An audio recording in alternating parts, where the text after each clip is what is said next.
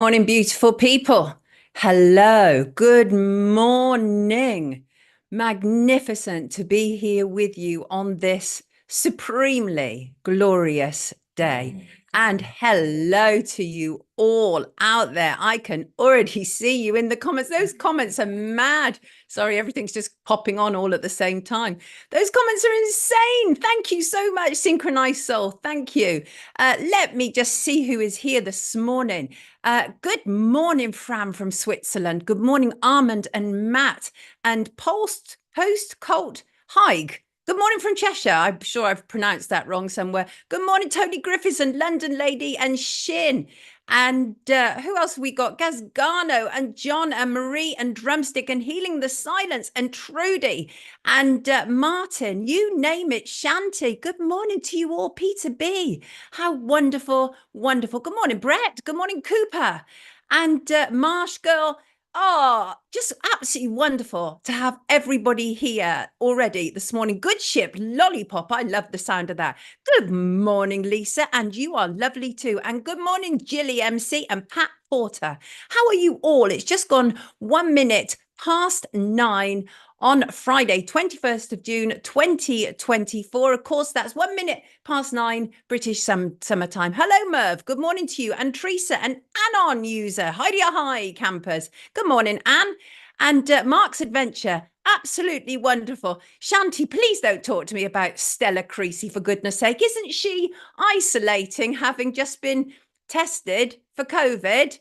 Stella Creasy, of course, for those who don't know, is a member of Parliament and for Walthamstow. And Stella is an absolute irritant, frankly. Oh, good morning, Snib. Lovely to have you with us. Yes, Stella is just one of those people who always moans about being a mother. Oh, you can't do this, you can't do that. Well, just give up your career in politics if you don't feel you can juggle, because lots of us did manage to juggle, right? So these are auspicious times, aren't they? Summer solstice in the Northern Hemisphere and a full moon, the strawberry moon, also a Capricorn moon. That will be at precisely 2:07 a.m. tomorrow morning, Saturday morning. And the full moon is probably already here for those on EST time and other times which aren't the UK. Full moons are really when you reap what you sow. What have you been sowing? Has it been good? Are you essentially a decent person with decent intentions, or are you a psychopath who sets out to make life miserable for others? Whichever you are, this is the time when you start to see what you have created. Oh, yes. It's interesting because typically the Northern Hemisphere's summer solstice usually falls anytime between June 20th and June 22nd. This year's summer solstice is the earliest in 228 years. It last occurred on June the 20th in 1796. Can you believe that? Absolutely. The term summer solstice is derived from Latin and means the sun stands still. The solstice, also referred to as midsummer, is often thought of as a day-long event, but in fact represents a single moment in time. It was nearly 17 hours of daylight yesterday, but now, believe it or not, the days in the Northern Hemisphere will start to get shorter. Isn't that great? Gosh. And good morning to you, Laura, out there, who's asked that I date these editions. She wrote, "Dear Sonia, I know you must be super busy, but is there any chance you can include your date in the title of your videos on YouTube? Due to work, I'm not able to watch live, and so I lose track of which videos I've watched already and which one is next. Episode numbers mean nothing to me, and although it's early days with your wake up show, so I've got such a small thing that I'm reading from here. With your wake up, I haven't missed a show yet. Laura, I love you to bits. And absolutely, from today, I will make sure that each edition is dated. And I will also make sure to backdate the editions as well. Might not all be to date, but it will happen. And also, somebody asked me last week about making sure that we have timings for the subjects, and that is also in hand. Absolutely. Right. I think I better turn to the story that is hitting all the headlines right now. Jay Slater. Familiar? Are you familiar? Or is it just like a predominantly UK story? It has overtones of Michael Mosley's story to me. A Brit man on holiday, rocky, mountainous road, intense heat, the idea that they were somehow overcome. Jay Slater is a 19-year-old from Lancashire in England. He jetted off to Tenerife with friends for the NRG Music Festival, but vanished after going to stay with people he met after a night out. The hunt now enters day 5, and there are many questions around this. Many questions. His friend Lucy Law, who was was in Tenerife with him, probably still is in Tenerife actually, received a text the following morning saying he had gone up to the mountains. His phone was on 1%. He'd cut his leg on a cactus and didn't know where he was. She said it was weird that he was the type to flag down for help. Well, that isn't the only weird thing about this story. Oh, no. No, it's not. And I think they all sense that something untoward has happened. Certainly we do. And family and friends are absolutely convinced that he's been abducted. Now, where have I heard that before?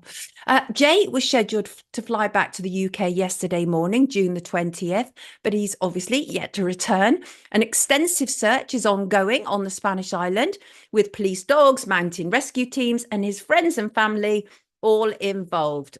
Excuse me, just tidying myself up this morning. And emergency crews have been scouring the area. There's a GoFundMe which has been set up. When I just checked just before I came on live, it's now at 23,400. They say they set this up to raise funds to pay for his family and friends to stay in Tenerife to assist the search. His mum, Debbie, has been speaking to media. She said she received a chilling Snapchat message that read, "Kiss goodbye to your boy," alleging Jay was indebted to the sender for lots of money. Now, there's lots of interesting things being said online about this young man, including the fact that it is highly likely that he is the Jay Slater who was involved in a group attack on a boy, Tom Hilton, and Tom Hilton was chased by a group of boys and essentially had his head smashed open with a machete, all manner of horrible, horrible things. But Tom Hilton came out and made a comment saying, whoever's writing these TikToks, give it a rest. This young lad's missing and his family's heartbroken. Put yourself in their shoes. Stop talking nonsense on social and get this lad found. Mentioning my name in all this and that. Have some respect and help find this boy and get him back to his family. So that's interesting that Tom has come out and said that. Other people are on social media saying, I can't believe someone's missing, and people are calling it karma for a situation we don't know half about from 3 years ago. But it is a bit curious, I must admit. The mother is very curious. Some of her statements are very curious. And I want to find out, for example, what the wonderful statement analyst Peter Hyatt has to say about the mother's media appearances so far. I'm very interested in that. So we shall see. Now, I am absolutely aware that many of my viewers are very interested in the Lucy Letby case. And actually, I have to say that the more I research the story, the more curious it becomes. I forgot to ask you to sign a petition on Monday, which I was reminded of this morning by Shin. I believe that we have a link to that. But the Lucy Letby retrial, where the ex-neonatal nurse is facing 1 count of attempted murder. This is taking place in Manchester Crown Court. Yesterday, her former nursing colleagues were giving evidence. There are reporting restrictions on some staff, which prevents them being identified, but it doesn't apply to all. The court heard that 4 registered nurses, including Letby, were working at the unit at the Countess of Chester Hospital on the night in question, which was February the 17th, 2016, when baby Kay was born at 25 weeks gestation and weighing only 1 pound, 8 ounces. My heart goes out to the parents immediately hearing that. Nurse Joanne Williams was the designated nurse for baby Kay, and she had sole responsibility for the infant that night. In her statement, Nurse Williams said she had left the unit at 3:30 a.m. because it was important to keep the parents informed about baby Kay. She said, knowing the condition of baby Kay, she wouldn't have been long. What we discover in her court testimony is this time was not necessarily accurate, even though that was the time listed. She had some difficulty recalling the time. At this point, we heard baby K was intubated and was waiting morphine, which had been taken out of the fridge in preparation. As we heard, Nurse Williams' statement held that she was with the parents, but that had changed somewhat in court, and she now recalls being back in the nursery and seeing Lucy Letby there. It's clear there were a number of confusing issues taking place that night at the Countess of Chester Hospital, including problems with times on machines and issues with accuracy. Apparently, staff didn't even know how to change machine times. It is alleged that Letby struck where Miss Williams went to update baby K's parents on the labour ward, pending transfer to a specialist hospital because of the baby's extreme prematurity. Baby K's tube had become dislodged, and it was said in court that this could happen with some babies. The prosecution maintained that Letby did it. Miss Williams' notes from the night queried whether the breathing tube had been dislodged. She told the court certain babies who were active could dislodge their tubes, adding she remembered that baby K was an active baby. Miss Williams added she had not very much experience at that time in dealing with babies of 25 weeks gestation. And consultant paediatrician Dr. Ravi Jairam previously told the court that Letby did nothing to intervene as he entered the unit's intensive care room. Baby K was later transferred to Wirral's Arrow Park Hospital on February 17th and sadly died there 3 days later. Although the prosecution do not allege that Letby caused her death, the trial continues today in Manchester. So I will keep up to speed with that because that is a very interesting story to me. And I'm quite late to the party, to be fair. But now that I'm catching up, I can see why it is a curious story to many, many people. Now, talking about curious stories to many, many people, I'm welcoming in. I'm just going to unmute Laura. There she is. Good morning, Laura. Good morning. How wonderful to have you with us, everybody. This is Laura Nina. You probably know her. She's an activist, she's a truth seeker, and she's a researcher. And she's here to talk with me today about wrongful evictions and Sheena. Laura, you sent me that video, and given what we now know about Sheena, I sobbed through that video. It's an extremely emotional video. We have it, and my mods will wonderfully put that in the chat so people can watch it. First of all, Laura, tell us about the group in this video and what was going on. So I don't think my headset's actually working, so I think I need to take this off. It's not connected. The group, we've got you loud and clear. It's brilliant. Oh, perfect. Wonderful.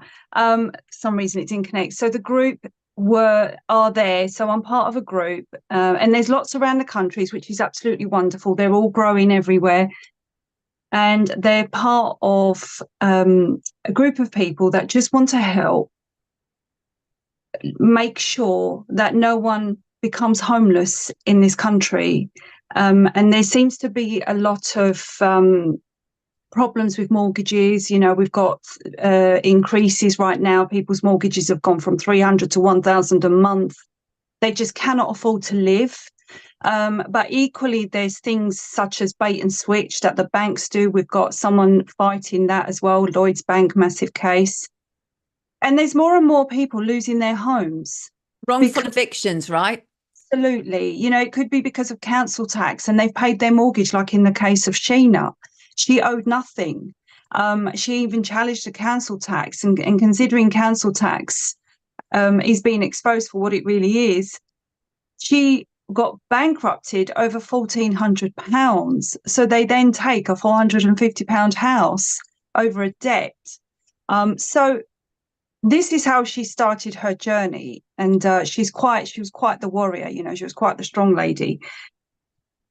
But sadly, she got very ill with cancer. And what was so shocking about this story is that we've got people in the UK who are willing to evict our own people who are ill and leave them in the van outside of her house, even though she's in a wheelchair, suffering with cancer, probably, you know, didn't have long left to live. And our own people will do this as just doing my job without any remorse, without any emotions. It's horrible. And you're talking about her in the past tense because Sadly, she passed over. I think it was last week. Yeah. So she was really fighting it right to the end. And, she had no intention of passing over. She was even, all the way to the end, making sure that, no, we're going to do this, we're going to fight this. And that's how she was right to, the very end. And now, she leaves behind children and a husband and everything. So it is devastating. But her case it is is. devastating. And the reason that it's an emotional video is on a number of fronts, including the fact that you told me that she'd passed away. But also, I really sense the strength of her conviction because she knows it's wrong. And the thing is, you and I know that when certain people, when they know they're right and when they know something is wrong, they will fight to the end. And she literally did. But there was so much that is wrong about this case, including the fact that this is a civil matter. Why are the police getting involved in a civil matter, Laura? They're doing this with everything. We have ongoing evictions, civil evictions, but the police are siding with the bailiff when they are meant to remain impartial, but actually they will tell you. And if anyone goes to Bannerman's channel, he has recorded many, many times where the police actually admit we are there to support the bailiffs when they are not allowed to do that. So we've had police actually breaking in, as in the case of Bob White. That's on my YouTube channel if anyone wants to go and have a look at that. They took over. That went to court. Bob won the trial again with trial by jury. He's now trying to go for the police because of what they've done to him. They broke in, beat him up, tasered him, left him bleeding over a High Court writ, which, as we know now, has no grounds. They're not even legal. The more and more we're exposing them, the more we're realising that these warrants, as they call them, High Court writs, have no lawful standing for anyone to break in. But the police are siding with the bailiffs when they're not meant to. They're there for the breach of the peace. They're meant to remain impartial, but they're not meant to get involved and support these people. It's not their job. It's not a crime. That's not their job. No, it isn't a crime. But the thing is, what was actually great about that video, in amongst the high emotion of it, is the fact that they had, Sheena had been evicted, but then, thanks to this group, Sheena had gained entry back into her home. I was literally like, yes. And that is the thing, right? It's literally the little people taking on these massive institutions. But tell people some things about Sheena and what this meant to her, being able to gain entry back into her own home. I mean, even saying that statement sounds completely wrong. When I spoke to her husband, John, yesterday, coincidentally, and once again, he said he can't believe how people have come to help. Sheena was eternally grateful. She kept saying, I can't believe how much people have helped for nothing. We done it because we believe in doing the right thing. We know the system is at the moment asset stripping. We know that's part of a greater plan. So, and they, if they can get away with, you don't pay 1,400, if they can get away with taking your home, they'd rather that, especially because her home was in a position where they could have developed more homes. So it was a piece of land that they could have done, especially with a back garden. She explains all this in her video. She and her family are eternally grateful. They cannot thank enough that there are people still that will come to the rescue, if you like. I mean, it sounds a bit heroic, but it's not. We didn't do it because of that, but to rescue the ones that cannot fight, especially when you're ill with stage 4 cancer. What kind of a world do we live in?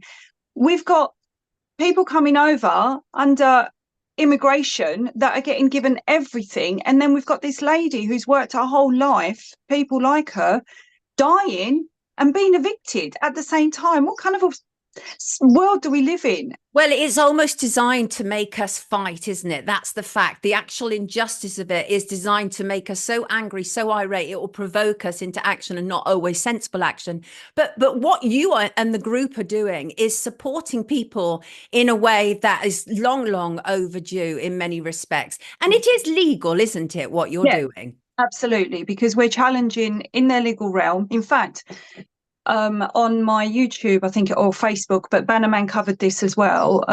We actually had a case where the agents have been using their own reference number and they admitted this on a live, so please go and have a look, that it's not a High Court writ number, it's actually their reference number. But for 12 years, they've made people believe that it's a High Court writ reference when it actually isn't. So what they've got, and I've been talking to a friend of mine, and the way he puts it is, these people can do whatever they like to you. It is down to you to fight it and know and understand your rights, your constitutional rights, your natural law rights, because if you don't know them, you don't have any. Sadly, there's loopholes for these criminals, and that's what they are. I mean, we have, it is modern day mafia. They're just wearing suits to do whatever they like. Right. The legislation is set up with loopholes, and every loophole they will use, because that's why they put it there, so they can get away with doing what they're doing. But no judge will put their signature to a warrant, because these are bulk warrants. They're just sent out as administrative bulk warrants. There's no judge that will actually put his signature and make someone homeless, and there's people now, and many of them are actually challenging the banks and saying, can you prove to me where this money that you've lent me has come from? Because they can't even do that. Right. They can't prove the underlying ledger accounts. They can't prove who lent you that money, because the money just appears in your bank and they can't tell you actually where it's come from. They can't show that's because they just pressed a few buttons and it appeared, right? Because that's the reality. But what a different time we live in. I mean, in many respects, I love it, because things have become so transparent and the people have become much more powerful. You should see our comments, Laura. You have to go back and read them. That comment stream is going so quick. You've got people going, because this is something that touches many people. Nobody should be fighting for their rights up to their death. That breaks my heart that had to happen. Her final days would have been, thanks to you lot, thankfully she had some salvation, but for the most part she was, taunted, she was provoked, great anxiety would have been created for her. None of that would have helped her situation, or the fact that she had cancer. So all of that is absolutely, objectively wrong, no doubt about it. How can people get involved, Laura, with what you guys are doing? We've got groups all over the country. I think if you go to, people message me on Facebook. Obviously, our group is very small, but there are groups all over the country. We've got a repossession this 28th, Friday the 28th. And again, the lady is bedridden with cancer. She's had chemotherapy. They tried to fight for the court and the judge dismissed it, and they're repossessing her. And she, again, is another case of a bedridden cancer patient. Who obviously, because she was having chemo and she was in a very bad way, she couldn't afford to pay her mortgage. And so these are the things that we're dealing with. We've got on Telegram, we've got a groups called rapid response groups. So you can join a Telegram rapid response. On my YouTube, I've got an email address if you want to get in touch with me via Facebook, Laura Nina. You've got Bannerman, go to his YouTube, he's got contact details. There's always a way to contact someone, but the thing is, we always advise people, please do your research when challenging mortgages. My advice to everyone is, don't just stop paying, because the system is so rigged. Ask the right questions.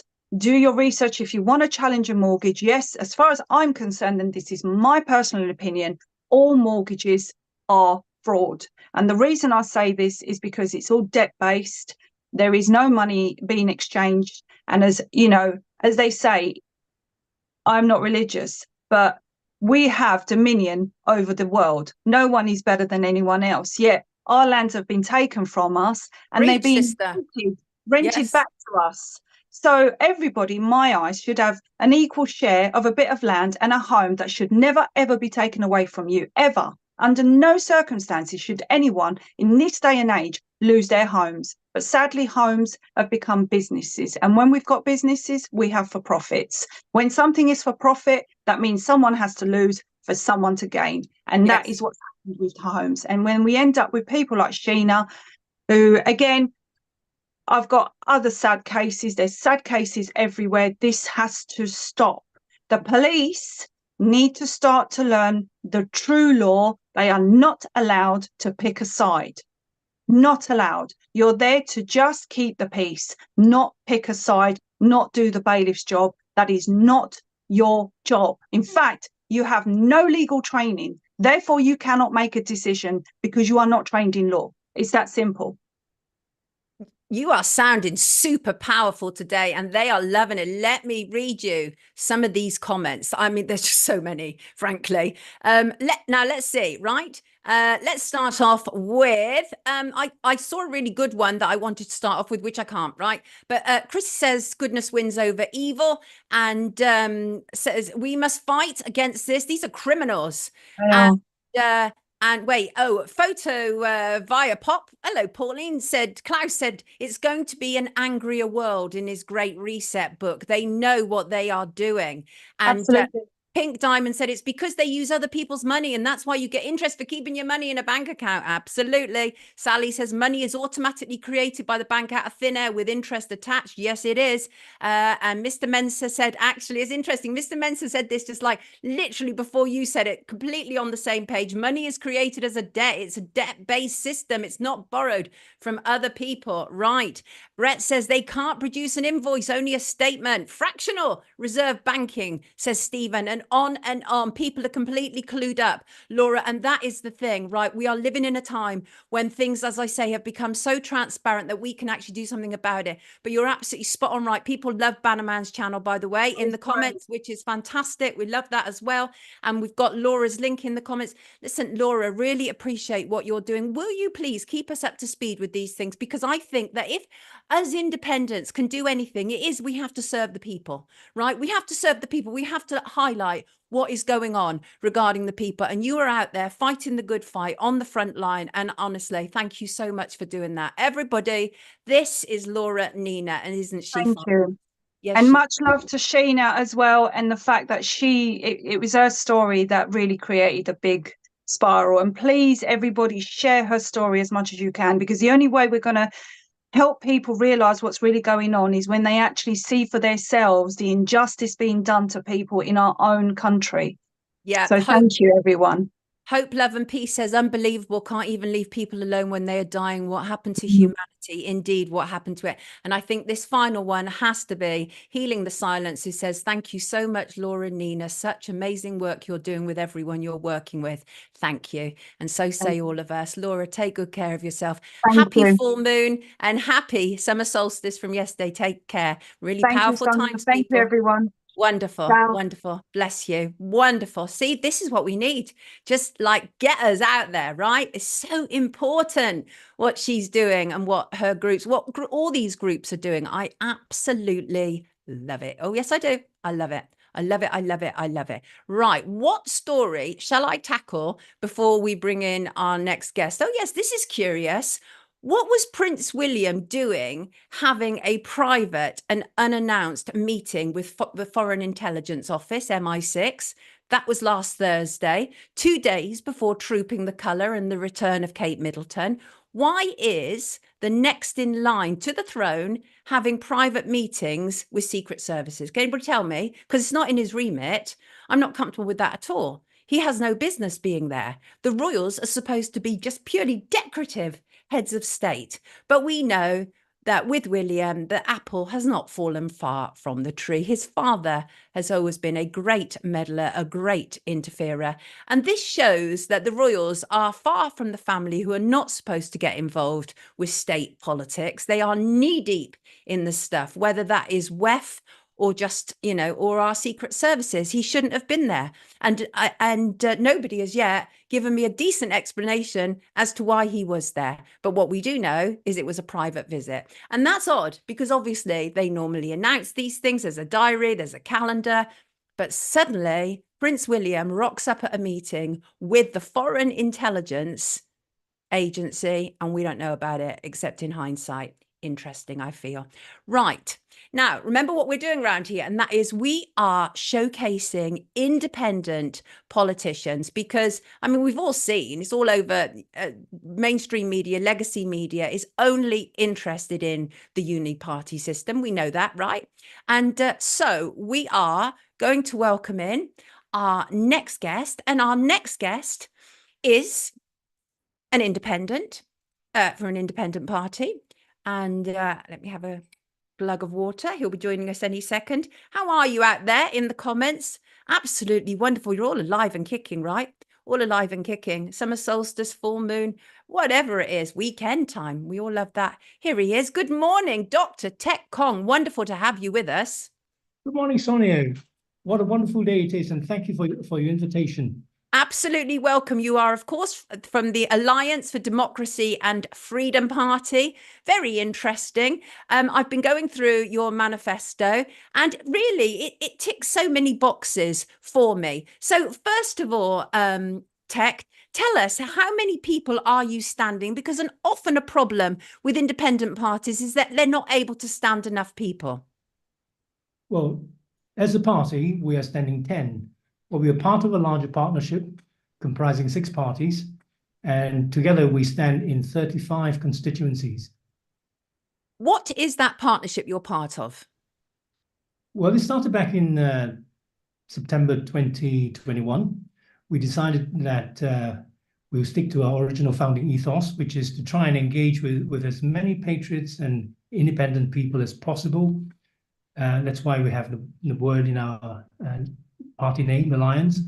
So we started the Belmont Declaration on the 25th of September. We launched it in 2021, and we had a merger from Time Party. We had a discussion about merger from the Freedom Alliance. But fast forward to 6th of April this year, we gathered 5 other parties, the Freedom Alliance again. Although the merger didn't happen, we decided to cooperate.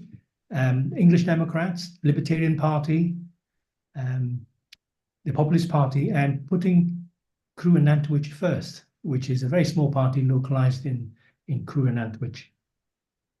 Now, I was going through your manifesto. It seems very anti-globalist, which absolutely scores points around here. But the problem is that what people often find, obviously, we're living in a time where people are so disillusioned with politics. Most people that I talk to are just like had enough. They're just so sick of the uni-party system. How could we be sure if any of your candidates get in that they're not going to turn into huge globalists and working against us?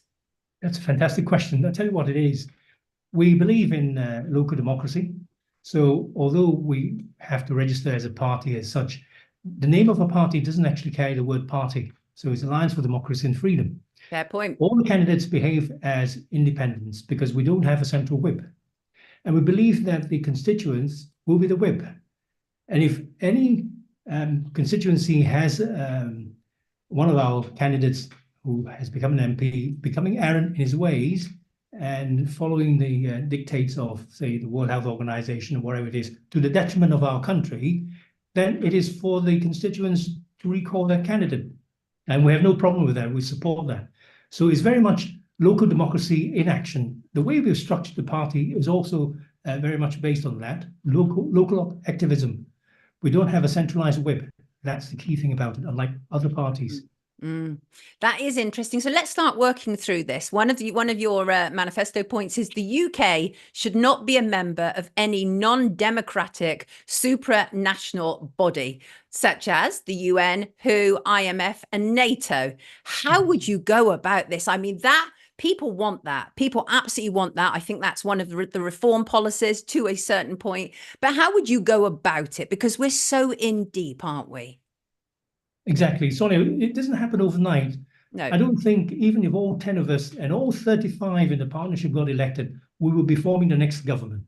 So we will be there lobbying for change, a step at a time, but very definitely relentless push to change things. Now, these things didn't start off as being corrupted because we have, excuse me, can we pause for a short time? No, we're live. I'll just decline. What it is You still with us, Tek? Yes, sorry. Everything's happening around you. It's okay. I completely understand. It's a very busy time for you and it's thrown you off slightly. That's absolutely fine. So the thing is, what you're saying is that obviously these things don't happen overnight. No, they don't happen overnight. But what people want is accountability. That's the thing. And obviously, when we have these globalist authorities that are seeking to take away our sovereignty, that's what people want to know. People want to know that you are going to fight for our sovereignty. Absolutely. You see, as I was saying before I got the interruption, these things don't happen overnight. They were not, they didn't start off as bad organizations. They started with what looked like very good intentions. And this is the trouble, because subversion and, the intrusion of private agendas, separate agendas, came in very stealthily. And the usurpation of these things happened gradually over time, so that although the name hasn't changed, World Health Organization sounds very august and very benevolent, but things aren't, are they? I mean, we know that. The trouble we have, the challenge we face, is actually convincing the people out in the public at large that there is such a thing happening. A lot of them are very trustworthy, very trusting of the organization, thinking they're to be trusted, but it isn't. It's far from the truth. Absolutely far from the truth. So you say governments should be small, local, efficient, and fully accountable. We agree with that. Absolutely. Yeah. Now, here's the thing. Obviously, many people are very concerned that we are heading into a cashless society, central bank digital currency. And you're saying banknotes and coinage issued by the Bank of England should be backed at a fixed level by real assets. That's going to interest many people. Expand on that for us. This is written by an economist, not me, but in short, it basically refers to the fact that we need to preserve privacy of how we live and spend our money. And we should not have the intrusion of a currency that can be programmed. That is a thing. And programmable currency means that it can be tied to any number of things. And it can then be tied to a social credit system where, if you, for example, your carbon footprint has exceeded a certain arbitrary amount, you are penalized. So we've got to be very careful about entering into the CBDC age. Yes. Extremely. And also, I like things like, as political party, you talk about how you'll never engage in any whipping of elected representatives. And this is really important because when they do obviously the party whip, it takes away independence of thought. And that person is no longer representing their constituent, but they are doing what the party says they should do. So I think that is an important point as well. There are other things that I wanted to talk to you about. Talk to us about your agricultural policy, because there is so much happening at the moment. No farmers, no food. We know that there are real issues in terms of the net zero green agenda, where farmers are being forced to give up some of their land in return for some money, etc., etc. But there's lots of issues. Talk to us about your agricultural policy. Well, agricultural policy starts with, for example, encouraging our farmers to produce sufficient food. We're about 60% sufficiency and declining, because a lot of the farmers are retiring. There are no young farmers taking over in sufficiently great quantities to sustain the output. We have a problem with our fisheries, for example. Even though we are supposed to have Brexited, we still have these super trawlers fishing our waters. We have any number of problems that compromise our food production. So we've got to be very careful with entering into any treaty, any political measure that constrains our food production.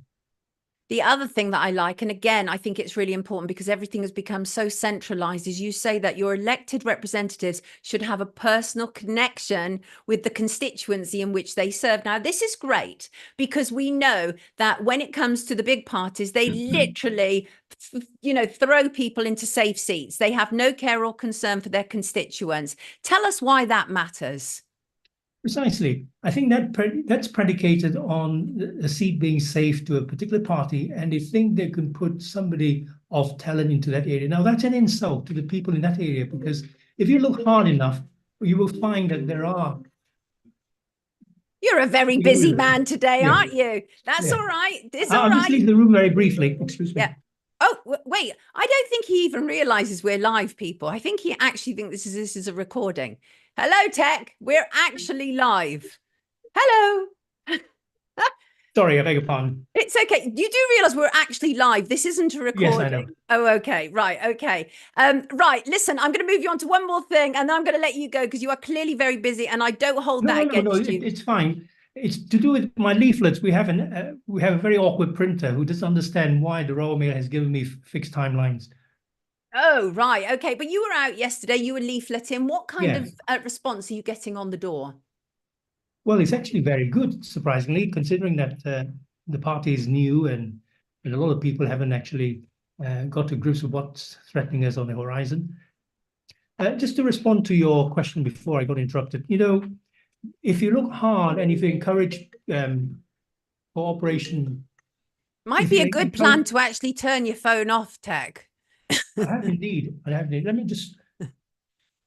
Can you just switch off my phone? This is so funny. Tech, I think we're No. gonna have to move on, darling. Yeah. Right, go on. I'm gonna let you finish that point Right. and then we're gonna move on, okay? No, what it is if you encourage engagement and participation, you will find people of talent, people of competence, people of suitable qualities to become a candidate for election. Now, when you look at safe seats, they've only become safe because of the way their predecessors have worked hard and communicated with the people, supported the people, served the needs and all that sort of thing. So a safe seat is only safe by nature of the candidate and how people have built up rapport with the constituents. I think it's an insult, it's an offense to the constituents to say that this is a safe seat. We must preserve a safe seat by giving you a candidate from outside who we think is suitable to represent you. We can all represent anybody. We can go around the country. I can fly to London now and say, I'll be your MP in Westminster, whatever. That is not important. It's to encourage local participation. Right. So listen, even though you've been distracted, nobody's overly bothered about it. In fact, people find that fairly hilarious. And Wendy says, bless him, what a lovely man. But listen, take good care of yourself, everybody. This is Dr. Tech Kong. And as you can clearly see, he's a very busy man. So thank you for joining us this morning, Tech, because you are clearly very busy and good luck to you. Really good luck to you because we need something different. We absolutely do. Everybody, this is Dr. Tech Kong, and he is from the Alliance for Democracy and Freedom. And you've heard him there, and you've heard him answer telephones because he's a human and he's not a bot. Take care, Tech. Have a lovely weekend. Yes, more power to your elbow. Take care. Yes. Bye. Bye. Bye. Yes. Yeah. It was funny. I know you're all having a good laugh. I'm like, wait, where's he gone this time? Right. Before our next, we've got a little time for me to pull back, see how you're all doing out there. Right. Vibing on the solstice energies and the full moon coming. I know I'm really, the thing is that it seems weird to me that this time last week I was preparing to go to Edinburgh and I cannot believe how quickly our lives just fly past. It's absolutely insane, isn't it? Right, let me talk about reform because one of our viewers contacted me and she's not happy. Right, so everyone obviously is currently having a love-in with Nigel Farage because yes, the Reform Manifesto is more in keeping with our human rights. However, Alison, good morning to you, Alison, is not happy. First of all, let's work through the key points of the Reform Manifesto. Sounds good. Reject the WEF agenda, cancel WHO membership, reject cashless agenda, laws to stop woke ideology, free speech bill, stop cancel culture, scrap net zero, fast track nuclear energy, support farmers, scrap bans on fossil fuel cars, tax system to support marriage, opposed to CBDCs, scrap the TV license fee, big tax cuts, stop the boats, cutting the foreign aid budget by 50%, clear NH waiting list. Now, here's the thing. All those things are absolutely fantastic, but they feel more like headlines than manifesto promises because I have really very serious and grave concerns about Nigel Farage, and I know I'm not alone.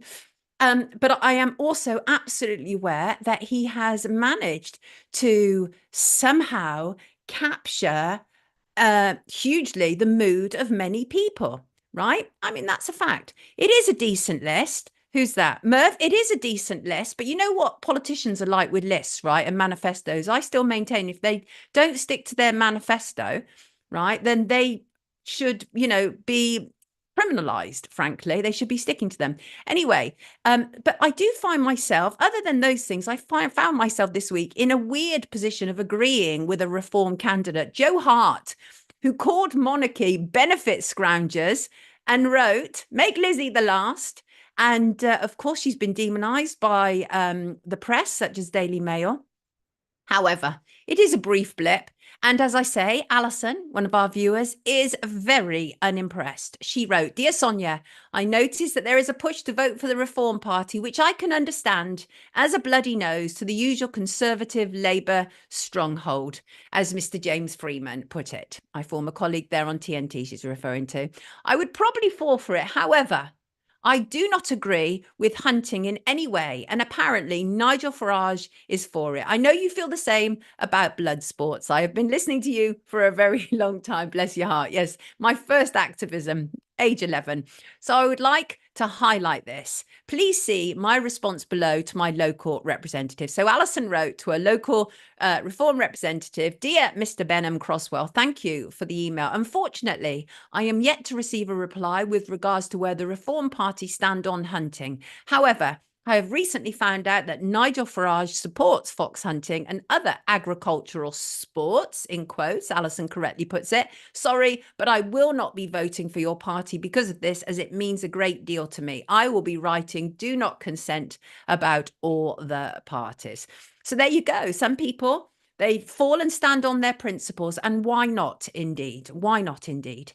Thank you, Alison. I appreciate that. Oh, have to talk to you about this. Want some feedback in the comments, please. Tell me about the street lighting in your area. I ask because John wrote in and he has some very serious concerns. He wrote, "Hi, Sonia. There is a phenomenon nationwide now of local councils deciding to switch street lights off between midnight and 5 a.m. The reasons they give are: 1, saving money on energy costs; 2, better for wildlife; 3, less light pollution; and 4, it reduces crime." And John goes on to say, now those things seem great on paper. However, street lighting has served a purpose in most civilized countries for a long time. He's right. And he refers me to research from Coventry City Council, which claims that street lighting may assist criminals rather than hinder them. John says, and I agree with him, I'd say that research is flawed with an obvious bias. That's the 4 points that have been listed by councils, and doesn't go into much detail about the possible causalities for the supposed reduction in crime. John also points out that many have raised concerns. So he conducted a poll. Good on you, John. We love that. He's done it on the Nextdoor app. At the time of writing, he said it is 82% in favour of keeping the lights on overnight and 18% against. Now, John has gone into some detail about this, and he points out that the research on street lighting is, as we said, at odds with Coventry City Councils. And of course, what we are dealing with here is a net zero green agenda. And, and that is the reality, right? Because the point is, what is the point of street lights if they're not being switched on at night, right? Because you don't need them in the day, obviously. So what's the point of them? And as John points out, if they're actually truly concerned, they could make adjustments like lower brightness and warmer colours. But I think, and this is key, John goes on to say that he thinks their, in quotes, ecological argument is hypocritical, seeing as they are repeatedly signing off on the destruction of green spaces for housing. So we're dealing with a number of things here, right? We're dealing with this whole kind of green agenda, net zero, but also they're taking in our money, obviously, from, local councils, our council tax, and they don't want to give us anything for it. I mean, that's kind of what it breaks down to, right?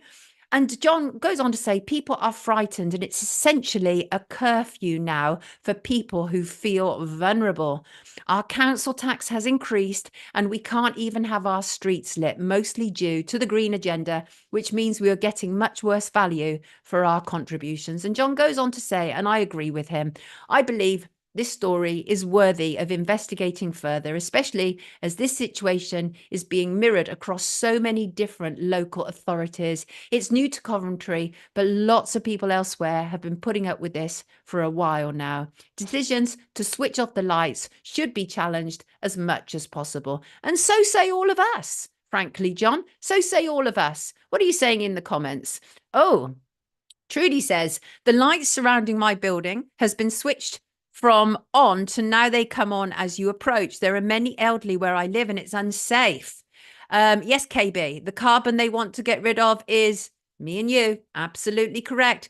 Oh, Leo guy, love that. We need disco lights. And Shug, you're absolutely right. They literally want everything, don't they? They do want everything. And Marsh Girl said, LEDs are bad to have around. They also show up what's going on for satellites. Interesting. Apps equals collect your data, says Kat. Likes to party. I have no idea what that means, Aloha, but that looks interesting. It's little Carol said, it's what is in the lights other than bulbs was what bothers me. Paul says LEDs are blue light adjacent to harmful ultraviolet on the lighting spectrum. I was a street lighting designer and whistleblower who beat 2 councils in employment disputes. And I know, Paul, that you're currently challenging your local council over the issue of 5G. More power to your elbow, my friend. Mama Bear said they installed LED in our area. They make a buzzing sound all night. And it's such a waste. What is such a waste? I'm missing that. Yes, please hit the like button. Absolutely. Please hit the like button, Crazy Bunny says. And so say all of us. Yeah, but tell me, I would really like to look at this. Let's see how far and wide they are doing this, because I would hazard a guess this is not just happening in the UK. So I know that we have viewers from all over the world, and please tell me if they're daring to switch off street lights where you are, because that's fairly outrageous, right? Okay, let's have a look at this. I want to look at the downfall of Disney because it amuses me. Oh, yes, it does. And I was looking at the Walt Disney Company share prices, and they've gone like this. They really have. And it brings me no end of pleasure. That may sound awful, but let me explain, right? So obviously Disney, it's been around for 100 years, founded by Freemason, very high Freemason Walt Disney, very peculiar guy. Stock has been falling all year, and many people are saying, well, if you go woke, you will absolutely go broke. The CEO is Bob Iger. He returned to the company in 2022, and the downfall has been long coming. Disney has always, as long as I can remember, been putting subliminal, inappropriate imagery and messages in their cartoons. I once wrote an article actually in the Daily Mail. It's still available online, and it's actually titled, Why Do Disney Hate Parents? And it was about how Disney films are full of orphans whose parents had either been sort of savagely ended or who were lost. And I felt that that was sort of very agenda led. But that's nothing compared to what they're currently dealing with. The fact is, despite their history, despite their sort of billion-dollar brands, the company is tanking. Disney's stock price, look at this. The stock price has plummeted from its peak of $190 per share in 2021 to around $101 per share today. That's significant. And some investors might see this as a bargain opportunity to snap up some Disney shares, but be careful rather. One of the key problems with Disney, of course, is that they no longer care to even bother hiding their agendas, not least the senior vice president at Disney was, I think, this week, Michael, what's his name? Giordano. Let me look at this properly. Michael Giordano, senior vice president at Disney, And he said in conversation that was being recorded that he didn't know about, there's no way we're hiring a white male, says the white male. You see, the thing is, this kind of stuff is, people are sick of this. People are absolutely sick of this. No one wants this. But I actually think one of the key factors in the downfall of Disney is Disney executive Kari Burke. And Kari, she's the mother of a transgender and a pansexual child. A couple of years ago, she said she wanted at least half of all future Disney characters to be LGBTQIA, etc., etc., etc., and all racial minorities. And theme parks are now banned from saying hello boys and girls, and they're not allowed to refer to girls as princess. Disney princesses are what the kind of company is about, right? I mean, I get it, all that stuff might appear old-fashioned and everything, but it's supposed to be fantasy. It's supposed to just be fun, right? It's not supposed to have any deep messages, but they have been pushing agendas for a very long time. Kari Burke is an executive for 20th Television, which is a part of Disney TV Studios. And she made that statement during a Zoom meeting a couple of years ago. And it is interesting, of course, because, as I say, it is tanking. And it's the same for Bud Light. Bud Light, again, try to fool their consumers. They sent us this insane creature to ridicule women, and Bud Light sales are down 24% since the beginning of the year. So I do think it is fair to say, go woke, go broke. And honestly, who cares about them? They don't deserve any better, do they? Do they deserve any better? I don't think so. Right, what are you saying down there? We've got a couple of minutes before I welcome in my next guest. Oh, what's going on? Oh my gosh, can I keep up with this? Thank you, Crazy Bunny.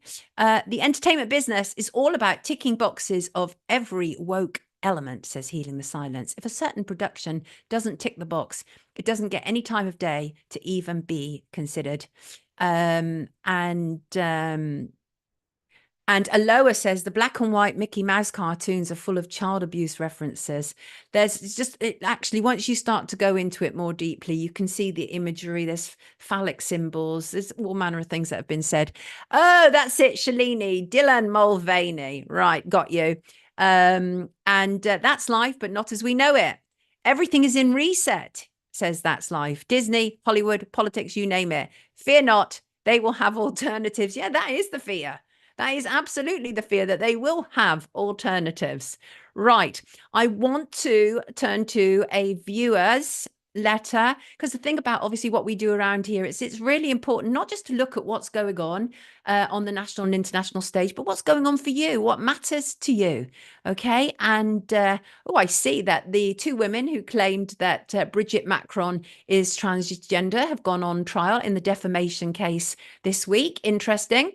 The thing that always gets me about Bridget Macron is people do not acknowledge the literal inappropriate nature of her being Macron's teacher when they met. She was decades older than him and in a position of power, authority, and trust. There's a name for that, right? I probably can't say it on a YouTube stream, but I think you all know what it is.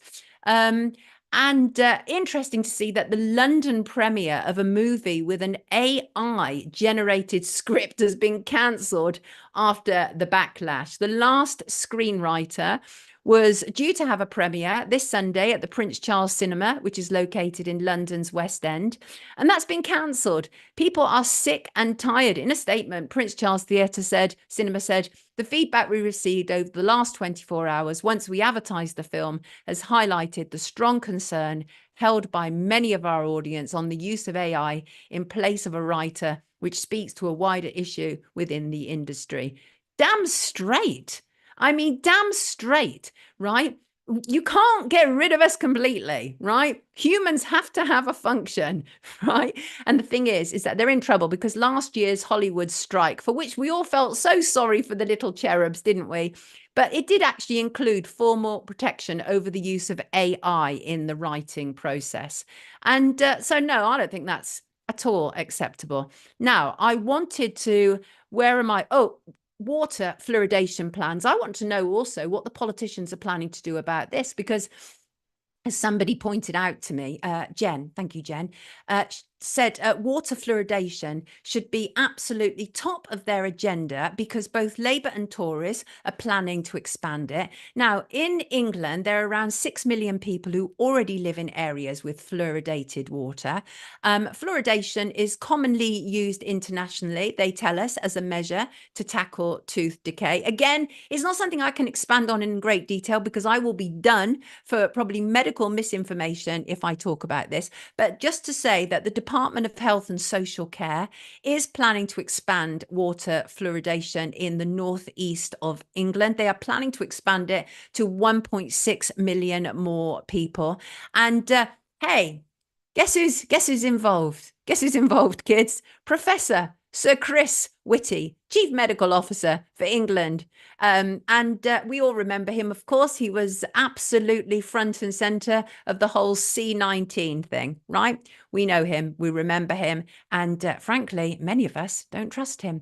And by the way, how's geoengineering in your area? Because I'm telling you, in England this week, it's been a whiteout on many days, right? Many days. Good morning to you, Brian, who sent me brilliant pictures. In fact, good morning to Stephen, Zoe, Claire, Andrew. Oh gosh, oh my God, Clements, Tiger, and Brian. Loads more on X, all sent me pictures of what's going on in their area. Please keep sending them to me because we know it's happening. And Brian also sent me a picture from the BBC website, which I have posted on X, which clearly shows geoengineering. The picture they have on Weather Watchers, BBC Weather Watchers, is literally of a geoengineering X. They're trolling us, right? They are trolling us.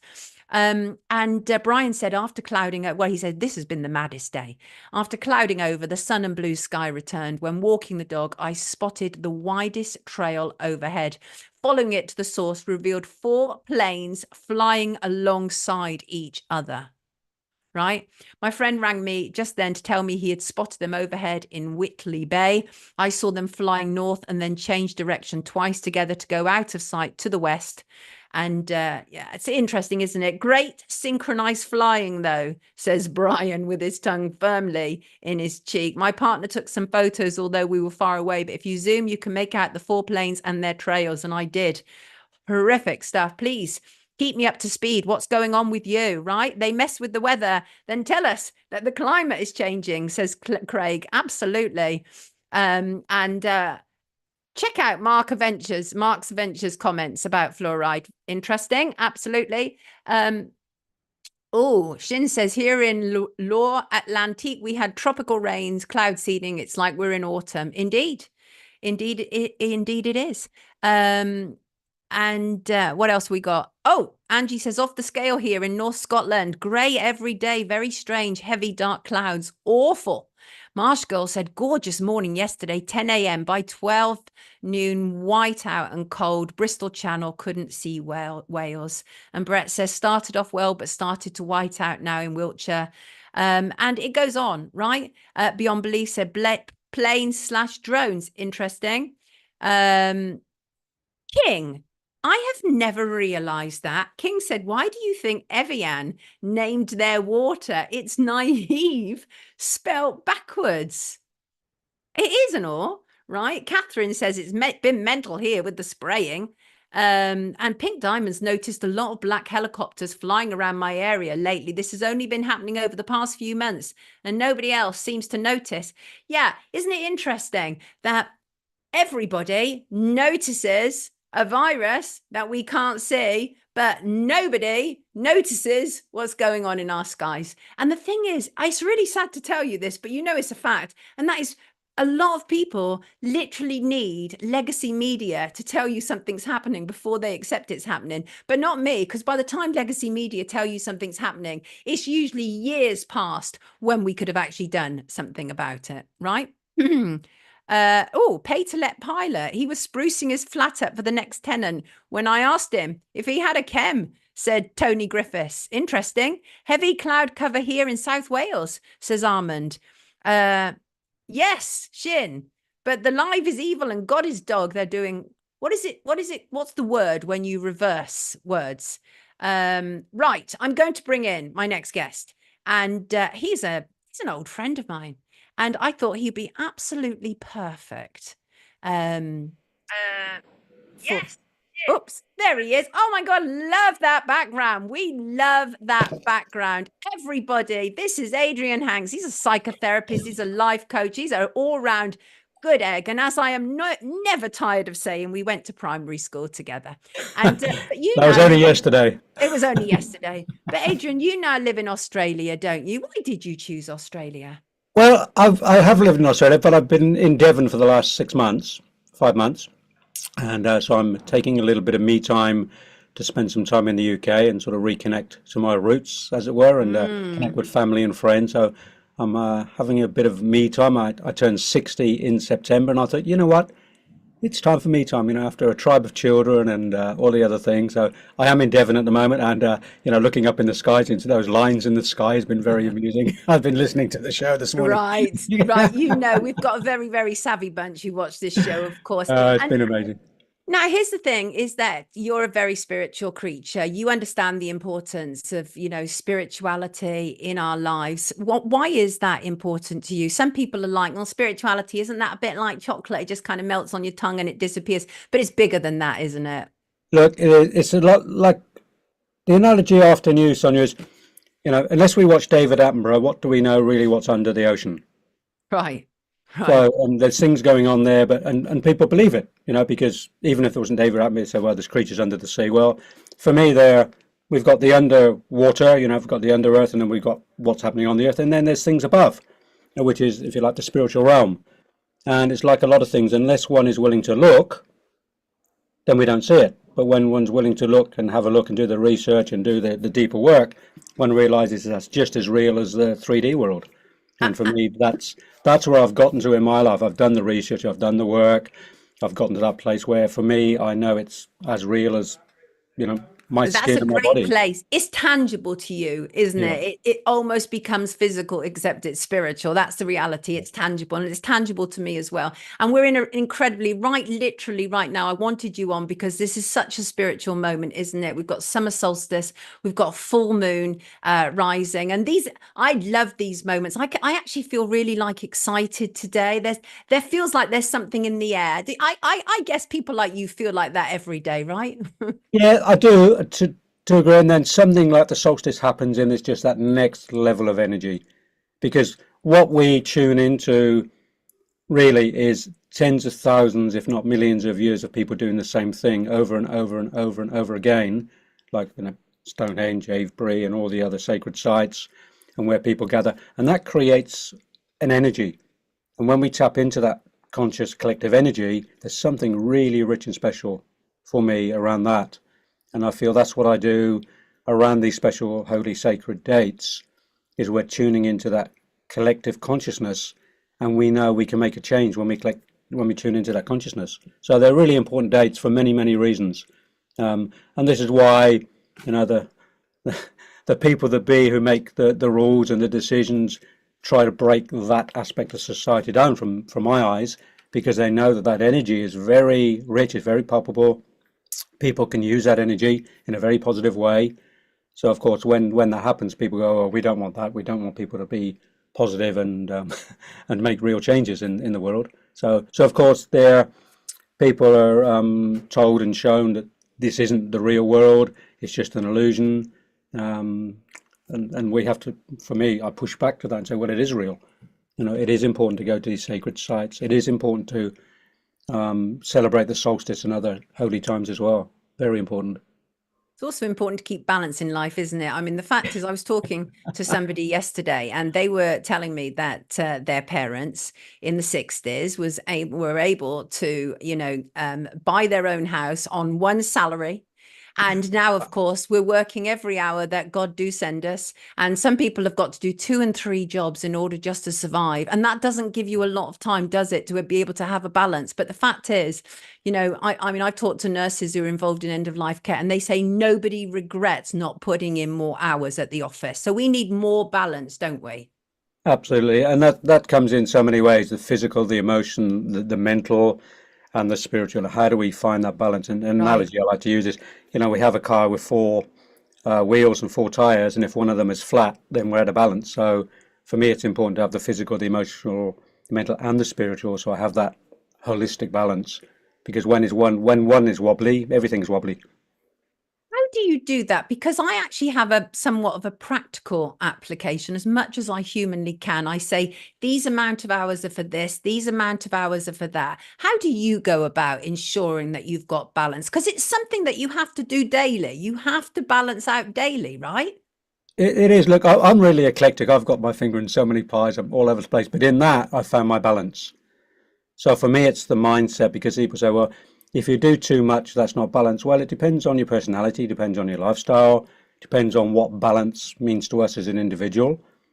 So for me, my balance is when I'm being really creative, when I am in that social space, because I'm quite a social creature. So I feel very balanced when I'm in a good social atmosphere, when I'm being creative, when I'm doing my meditative work as well to bring that into balance.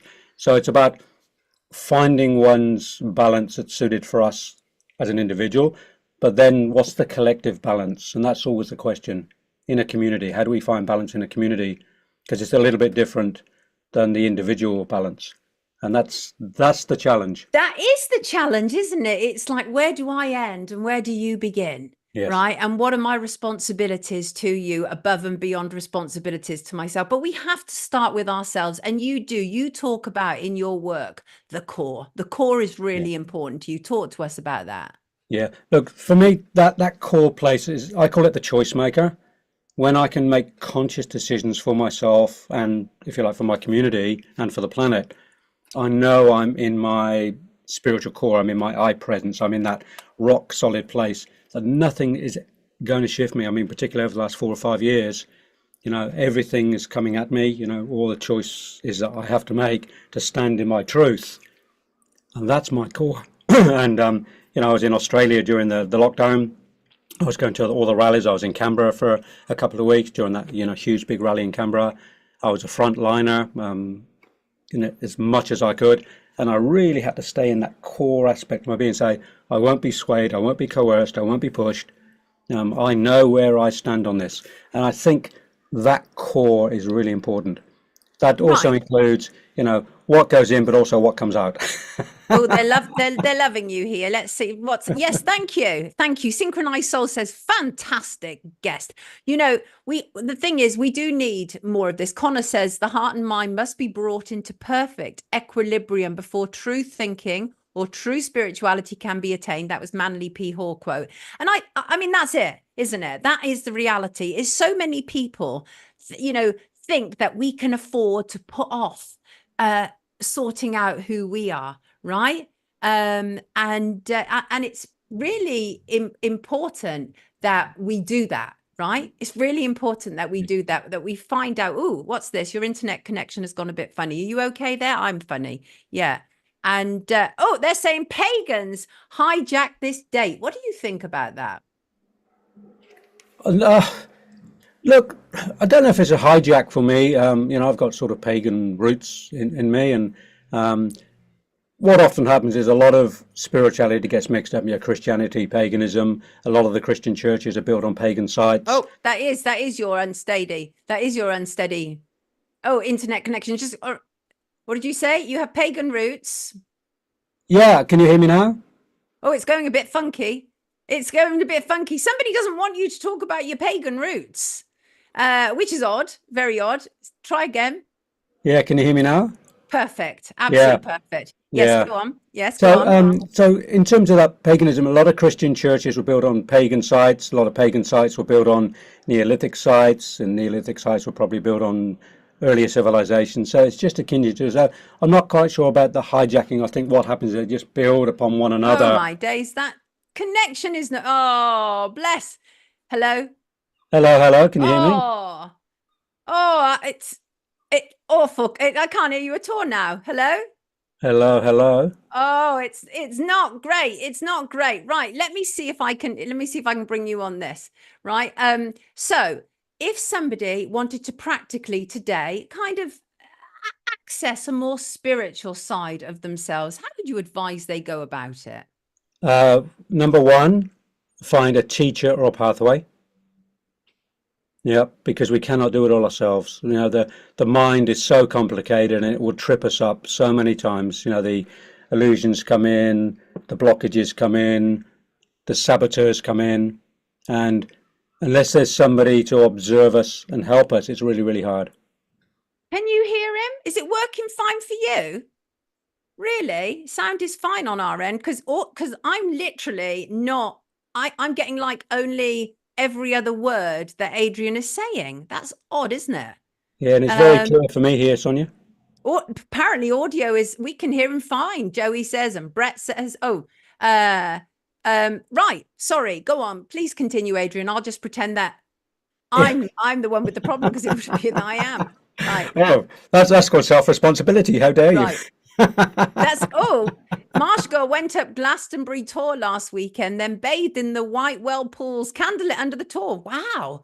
Joined in a collective on for earth balance and healing. Awesome. Ley lines map the spiritual. This sounds right up your street, Adrian. It does. Look, I'm a dowser from old. In fact, Sonia, People, can you actually hear him now? Because I can't even hear him. I literally cannot hear you at all now. That's insane, right? Isn't that incredible? That is really insane. I don't like that at all. I'm going to have to finish you off. No, I don't want to finish you off, Adrian. I really don't. But it literally, if I could record this, I would. But it's like I get like not even every other word, and I'm getting huge blanks. Great sound, says Steve Holland. That is so weird. They can all hear you. Right.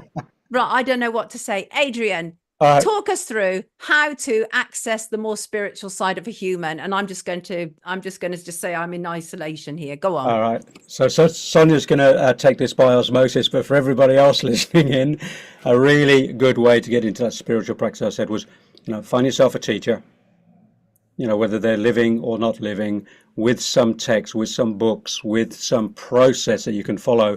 Because in my experience over the last 30 plus years, it's a build up. I say you start paddling, on your ankles, then you paddle up to your knees, and then you start to swim, and then you snorkel, and then you scuba dive. So there's a process, and spirituality doesn't come in a moment. It's a build up. People talk about initiation process, and really spirituality is initiation in different levels until one gets to that sort of higher level of being able to, if you like, see the spiritual world, feel the spiritual world, whatever wording we have for it. So it's really important to follow process and give yourself time. But find a pathway or a teacher would be the first port of call, what I would say. Thank you. I literally heard probably 3 words, but they are assuring me. Good Ship Lollipop says great advice, right? And light pollution. What's this? Oh, I'd rather see the stars. Oh, they're talking about lights now. You're very cheeky. Whiskey is a good spirit to find. That's very cheeky, Kevan. Teacher of life. Someone like living is not just saying it. Absolutely. And that is the thing. You are walking the talk, aren't you? Some people just talk about spirituality as this thing that they can't grasp, whereas you see it, you taste it, you hear it, you feel it. It's in everything you do, and that I can feel about you. I really can. So on this wonderful spiritual time, I feel it's spiritual, and you feel it's spiritual, and you think it, and like you, I agree with you that our history is important. It is important to be able to acknowledge that. And there is a reason why this kind of collective energy gathers at certain times, right? So take us out, give us your sort of final parting shot about how to kind of make the most of your life while you're here and be able to rise above the negativity. Wow, what a big question. So my core message to everybody is to get into your core, get into your eye presence, go and do some emotional release work, go and do some mental release work. Go and do the core work that needs doing so you can clear all the rubbish in the backpack that we all have. And usually that's going to see a professional, a therapist or somebody to really get in deep, go to the core, clean it out, and then just find that breathing space so we can live an absolutely beautiful life every day. Got you. And Kat says, I would say clean up your diet first. This helps with spirituality. Absolutely, it has to, doesn't it? Because obviously anything that we're putting in is going to, either be in our favor or work against us. There's no two ways about it, really. Adrian, listen, I wish you a wonderful summer. I really do. It's lovely weather today, so I'm going to get out and enjoy it shortly. Everybody, this is Adrian Hanks, and we've got a link where you can find out more about him at his website. And listen, take good care of yourself. Lovely to see you again, Adrian. And yes, I indeed am also going to be 60 this year. Whoop, whoop. There you go. I can feel a party coming on already. Lovely to see you. Take good care of yourself, Thanks, everybody. Sonia. Thanks, Adrian everybody. Hanks. God bless him. God bless him. I'm so glad you all could hear him, because I was literally struggling to hear Adrian there. That was really weird. And yes, Enchanted Life Path. Feel free to come on. Here's the thing, is that I'm open. Yes, Jane Jurusty. What's gong is incredible. I'm open to all voices, as long as you're not kind of like spreading, lies. Then I'm open to all voices. So if you think you are man or woman enough, Enchanted Life Path, contact me and I'll bring you on. Yes, I will. And I'll say, this was the one in the comments who was going on about paganism, right? And as I said, if you're looking for something, I mentioned Edinburgh, but if you're looking for something to watch this week, my Edinburgh talk from last Saturday is now online, including a Q&A. And I know that we have the link for that. Oh, yes, we do. Oh, yes, we do. And thank you, Martin. Actually, I have to tell you, who's saying that there's 528 watching. Let me just give you a recce of what's going on behind the scenes here, which actually gives me the correct figure. It takes a little while for YouTube. So we're just over 2,000. It takes a little while for YouTube to catch up out front, it would appear, right? Oh, Marshall, you're 60 on the 12th. Loving it. Loving it. Ooh, happy birthday. No, Enchanted Life Path. That isn't true. Not at all. King said I would pop on, but it might affect my dole money. I don't even know what to say about that. That was enjoyable and funny. It was, Adrian. Thank you. It was an amazing talk. Thank you, Healing the Silence. I watched both the talk and questions video last night. Thank you so much. Right. I want to, we've got a few minutes, couple of things. First of all, it's my experience in life that many people are hardcore in their stance of being anti-establishment and fighting against injustice until the establishment actually comes knocking and wants to reward you. And I use as an example Michelle Charters. Michelle is head of the International Slavery Museum, and she's just been given an OBE in Charlie's birthday honours list. You what now? So a woman who understands how damning the empire is and represents that also becomes an establishment patsy, because that is what you become when you accept one of those honours. Yes, it is. It's mad. She needs to have one or the other, her OBE or her job. The two are frankly incompatible. And I refer to, he's passed now, poet Benjamin Zephaniah. He refused his award. Absolutely, he wouldn't take it. And also my old mate, Brit hip-hop legend John ZD. These are the people who walk the talk. Both of them refused establishment honours. They walk the talk, and not just until the establishment wants to give them a good pat on the back. So Michelle Charters, you are somebody I have to give the thumbs down to today. I find that frankly appalling. Remember what I was saying earlier, how it's really important to me to also take care of people who haven't necessarily got platforms, right? But things are happening to them nonetheless. Well, I am referring to Anne. Good afternoon, Anne. It's not afternoon yet, is it? Good morning, Anne.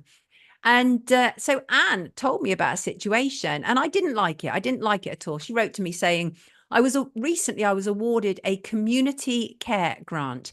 I had received a community care grant only once before, and it was a very long time ago. How times have changed, and not for the better.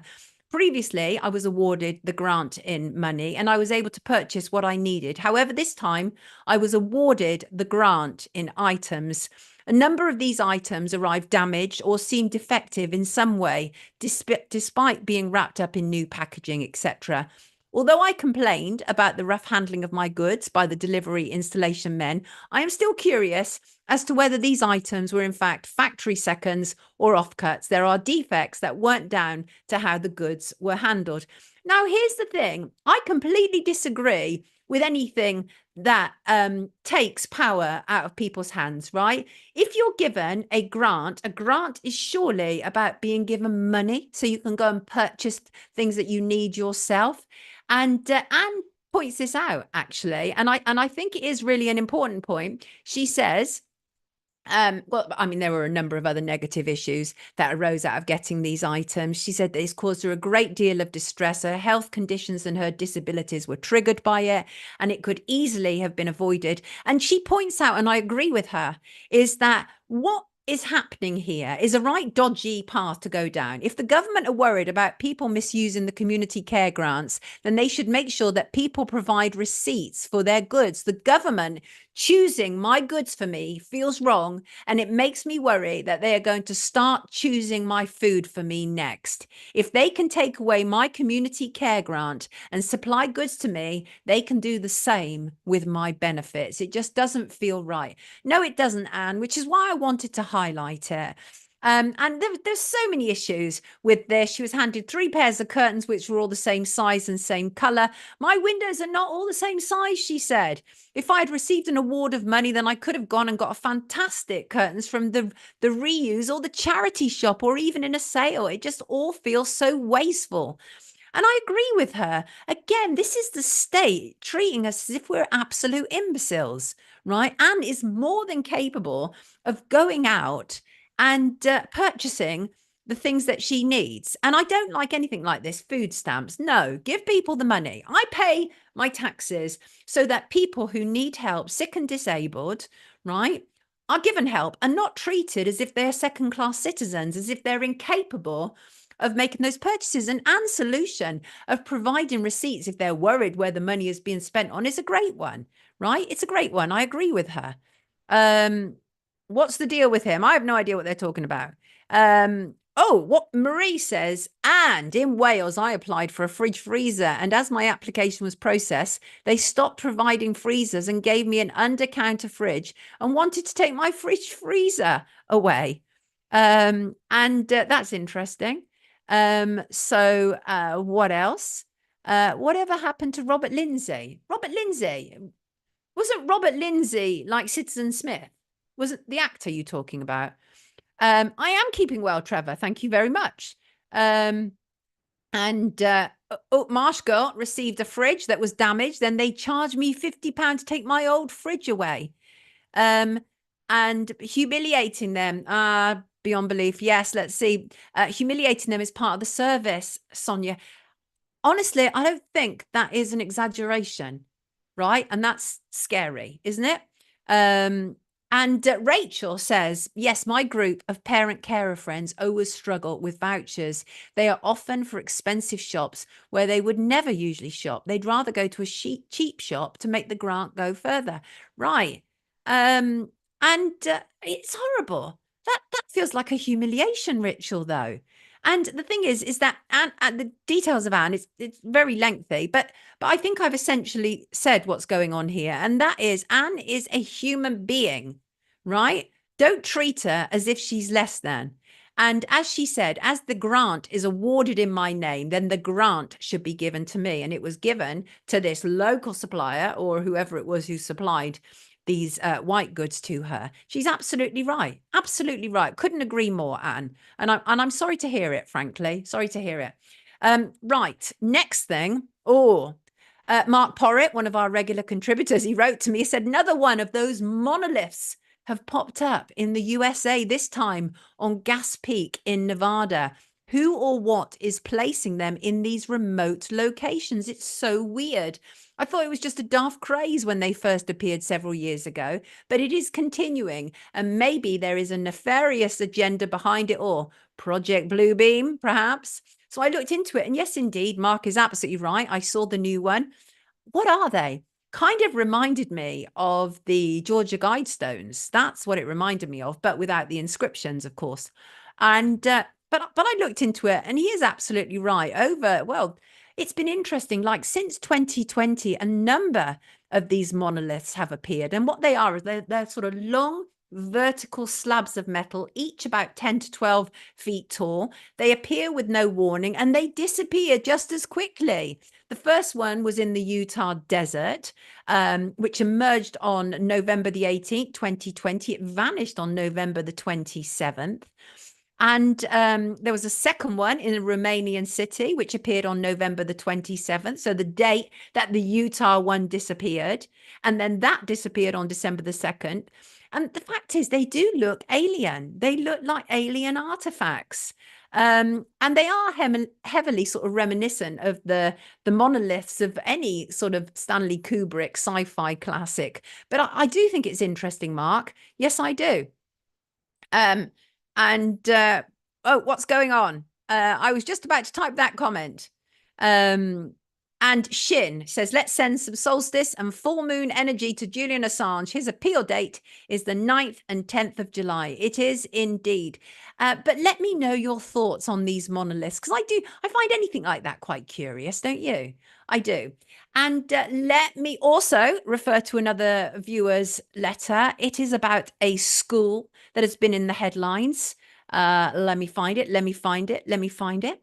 And it is a school in England, and it's been in the headlines because of its support of Pride. And just before I say that, of course, this week, Joey Barton settled with broadcaster Jeremy Vine. Joey Barton, ex-footballer.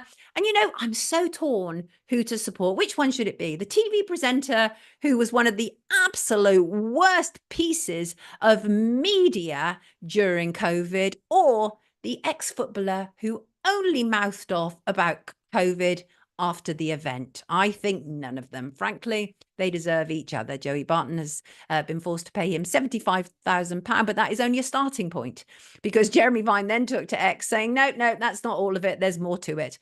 And just to let you know, I am now on TikTok at Sonia Poulton 1, and I'm on there even though the children of the TikTok CEO are not. Yes, indeed. He admitted at a US committee earlier this year that given that he and his family are in Singapore, his children are not old enough to take part in what he calls the TikTok experience that children around the world can. It's curious, isn't it, that the US and the UK children can get on TikTok earlier than the place where TikTok is based. I find that interesting. Right, I was just going to, here we go, got it. And a viewer wrote to me, as I said, she had concerns. She actually wrote to me recently. She had concerns about her local school and some of the things that were being taught to her child. Well, that place is Westmeads Primary School, and it's now hit the headlines, as I say. The viewer contacted me again to say she was pleased to see me commenting about the school on X. So here's the deal. The primary school has put up stacks of little flags and about 5 big pride flags running around the school. And commentator James Esses had made a post about it that had attracted rather a lot of attention, including from a pride coordinator from the area who tagged the police and wanted to know if James was committing a crime, which I can answer her, no, it's a public place. There were no children in the picture. These people are so tetchy, aren't they? Seeing as Pride has become one of those places where safeguarding appears to have gone out the window when it comes to children. I digress. So this has blown up, and many parents are unhappy that their 4 and 5-year-olds are being taught about this. And as I say, the mother wrote to me, she has deep concerns. The head teacher, less so. She's all about this. And even though it's highly likely that if she had looked into what it really means in 2024, she may have the same kind of reservations as the rest of us. And our viewer said, I just wanted to highlight this to you, as this whole school indoctrination feels so wrong. I get you loud and clear. And let me be clear here. I have long been a lesbian, gay and bisexual ally, and nothing is going to change there, right? So there's no homophobia around here, let's be clear. And June, I'm looking into your story about HS2, High Speed 2, which is a high-speed railway under construction in England. And June sent me some very interesting information about people who are railing against it. This is hugely expensive. The sheer level of destruction of our countryside for this project is shocking. Now, it was originally, the project was supposed to be completed already, but now they say that the majority of the project is planned to be completed between 2029 and 2033. I'm looking into it, June. I will get back to you about that. Is there anything else that I want to talk about before I leave you today? Yes, there is, and I better mention it. And this Sunday, 23rd of June, 2:30 p.m. The hustings on the panel. This is for Islington South and Finsbury to meet the parliamentary candidates for their constituency. And the only reason I mention this is because there's a mate on there, somebody I like very much, a fantastic campaigner. Her name is Leslie Woodburn, and she's standing for the Party of Women. And she's up against people like Emily Thornberry. Anybody remember Emily Thornberry, an absolute snob in Labour who thinks it's hilarious to laugh about people who have the English flag or drive white vans. So good luck to you, Leslie. We've got a link, I believe, where you can book hustings tickets. And I understand that Liz Davis, a former social worker, whistleblower to do with Islington Children's Homes, will be there, and survivor of Islington's child abuse will be there at the hustings too. And Leslie is a fantastic supporter of this. In fact, there is a video on my YouTube of Leslie confronting Margaret Hodge. It's brilliant. Please watch it. It's absolutely brilliant. So, darling people, there is the link. Thank you so much, Shin and Crazy Bunny. You two are wonderful. Absolutely wonderful. And yes, Kat, most females have always been allies of the LGBT community. Yes, absolutely. I agree with you. Dennis, gay man here. Kids are being brainwashed in schools. It's horrific. Leave the kids alone, I say. I hear you, Dennis. I hear you. Oh, Trudy says today marks 10 years since Jerry Conlon died. Biggest miscarriage of justice and never forgotten. Yes, Anne, I have to agree with you. I am not a fan of Emily Thornberry. Not a fan of Emily Thornberry at all. Right. Thank you. Thank you all. Right. Listen, before we go today, I want to talk very briefly. First of all, quick shout out to Dave. Good morning, Dave. Dave wrote to me about censorship. And I want to point out a note to anyone who has their comments deleted on here. It's not me. Dave had some of his comments deleted on here. It's not me. Nothing to do with me. Dave wrote in to say and said to me that he's now really glad that I'm also available on other platforms because that's where he intends to watch me. And he is not happy about the censorship here. Not happy at all. And I hear you, Dave. I hear you loud and clear. And it's hard, isn't it? It's very difficult. But yes, I would just like to point out to you that it's really important for you to understand that I don't delete comments. That isn't something I do. Even generally from trolls. I mean, ask the mods. Yeah, because that's the way it goes. That's how we roll. That's how we roll around here. So let's talk a little bit about clarity before we go today, right? I don't think there's anything I've missed. Clarity is just, it is such a perfect time to talk about clarity because obviously summer solstice, full moon, strawberry moon. Clarity is the quality or state of being clear, not being distracted. And there are meditations that you can do about this. You can do mantras, you can do journals, and you need to tell yourself things like your ambitions are within reach, that they aren't so impossible. And you can build your long-term legacy. But here's the thing about improving your mental clarity. First of all, make sure you get a good, decent night's sleep. Absolutely vital. Sleep gives your brain a deep clean, really vital. And you need to start working on pushing stress out of the forefront of your mind. There are ways to do it. There are tutorials online, right? And also a brilliant quote that came to me, slow your scroll. too many of us are so distracted. We've got so many devices, right? So many devices all around us. You have to get working on that. Limit them as much as you can. But one of the most important things for clarity is get moving. If you feel stuck, get moving, however that is. If you can't physically move, there are other ways to move. You know it as well as I do, whether that's looking at something different, reading something different. Challenge your brain. Choose foods that fuel your mind. Again, loads of information online. And also embrace mindfulness. You can do that. And these are ways that you can not only get clarity, but you can access your higher self. I also pray to access my higher self. I ask basic questions like, what's the truth for me in this situation? What do I need to know? What do I need to understand? And what does the future me want right now? And bit by bit, as long as you put in some time and effort into those things, bit by bit, you will start to hear that inner voice. Yes, you will. You absolutely will. And listen, lovely people, and slow your scroll. It's not mine, Soul Rebel. It's not mine. It was given to me. Learn a poem by heart, says Bill. Music, says Mark. All of these wonderful things. Ashley says, think about it. Everyone keeps quiet in case their job is finished. Therefore, everyone is a liar. Well, not everyone, Ashley. Not everyone. Some of us are prepared to tell the truth and walk out from our jobs, and I'm one of them.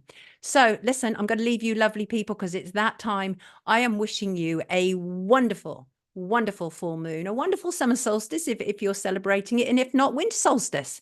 And just to finish on this beautiful quote, which is a Tom Steyer quote, and he said, clarity of vision is the key to achieving your objectives. And you know it's right. Have a fantastic weekend. I will see you Monday. God love you all. Take care. See you Monday.